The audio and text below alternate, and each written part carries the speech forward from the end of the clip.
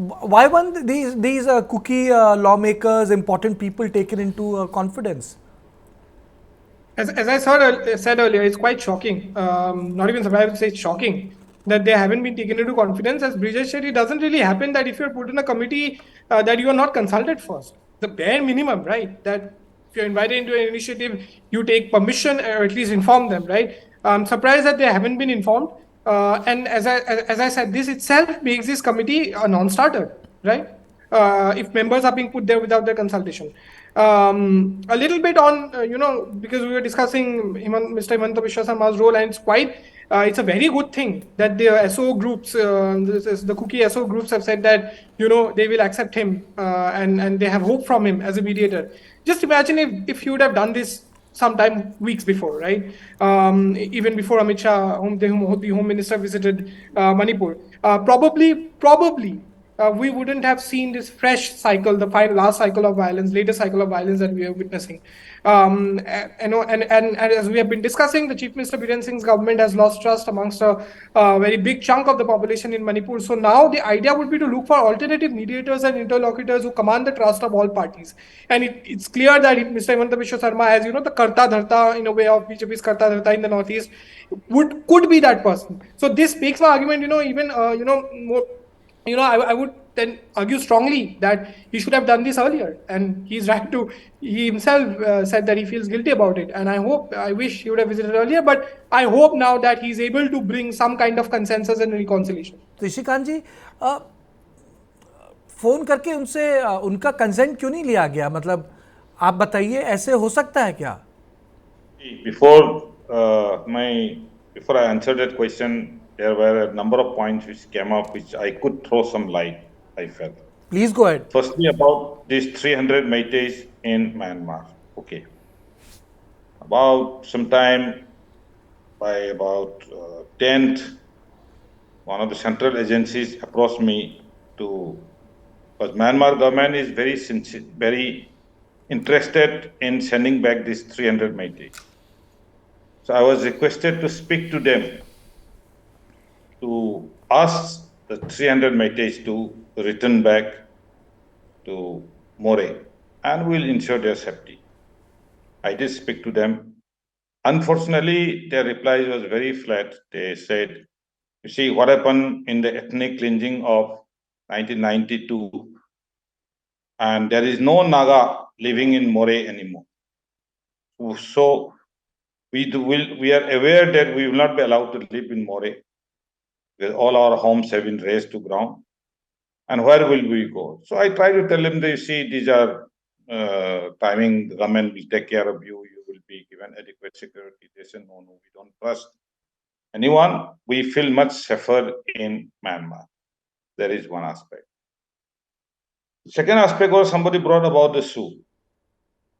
It is very interesting because in 1992, when there was the fratricide between the Kukis and Nagas, that time I was every day bringing a number of Kukis from Dimapur to Kangpokpi and Morpung, that is north of Imphal. Even at that time, I could feel that sooner or later they are going to fight with others.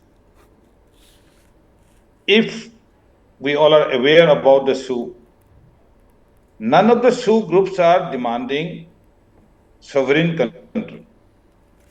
If they are not demanding sovereign country, why have all these organizations under Sioux? Why have they taken up their arms against whom? Is it for extortion? Is it against another community? And I'll put it this way, that even can really government of India think of having a Sioux with Ranveer Sena, which is also not demanding sovereignty? Third, and the basic pillar of the Sioux is that the territorial integrity of Manipur will be respected. Without agreeing to this, no organization can sign a Sioux with the government. No Kuki organization can sign a agreement with the government of India. So the basic principle is, once again, I'll repeat, that the territorial integrity of Manipur will be respected.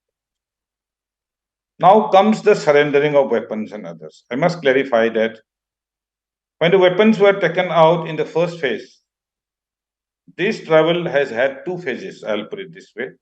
One phase was somewhere between 3rd to 10th.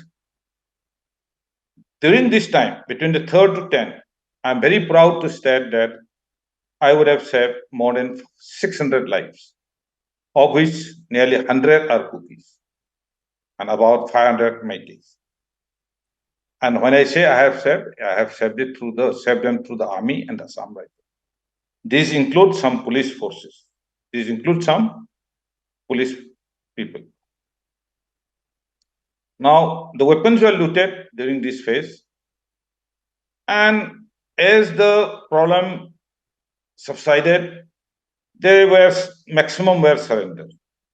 But however, there was a coordinated violence on the night of 27-28. Again, the new phase started. A lot of casualty, a lot of house burning, a lot of this thing. There is a time when the second looting took place. And even now, a number of weapons, nearly 2,000, has already been recovered. As it is brought out, this looting took place not only in the valley, in the hills too.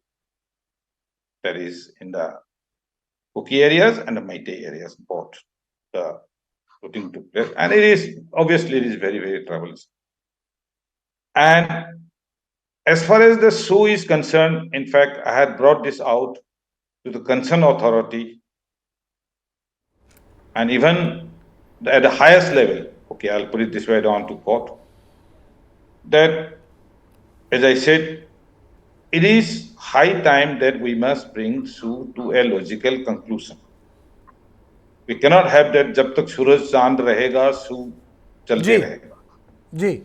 At the end of the day, just think the Naga army, which signed an accord with the government of India in 1975, was much larger army. They were given a chance to get enrolled in 3 BSF battalions, that is 111, 112, and 99 Battalion BSF. Those days, BSF and CRPF was the two-man paramilitary forces. How I am aware of company was under me when I was posted in 1981 in Manipur. Okay. So similarly, I had suggested that with the, if willing, if they are fit, why not those people who are in the SU cadre be allowed to join ITBP, SSB, CRPF and various forces? Sir. This will reduce the extortion also on the highway. Timothy, is this the only reason why Kuki organizations or lawmakers are angry that, they have not been taken on board? The consent has not been taken? See, the consent issue, definitely if you're forming a peace committee, which is after, such a drastic violence has erupted, I think if a peace committee is formed, the person, whoever is a member in the peace committee, I think it should be the part of the government to consult at least that, this peace committee is going to be constituted and these are the members. So the willingness of the members should also be there while constituting their names. And secondly, I think the clips which you have played regarding Himanta sir giving his news bite on the news channel, yes, he was also right that, if after Amit Shah's Home Minister's visit, after his visit, if the violence has not abated, it has not stopped, if it's happening, and then after that, Himanta sir is coming over for a peace deal, it sounds like as if he's greater than the Home Minister. If that could have been vice versa, if he had visited first, then after that Home Minister had visited, then, things would have been, given a good picture. But even though he had come for a peace deal, so we just pray that, something good comes out from whatever meetings that he has been doing as a representative of the whole Northeast states. So you welcome it, Timothy? You welcome it? His meeting with KNU and other Kuki organizations? See, anything, whatever way peace can be, there in the state, I think it's a welcome step.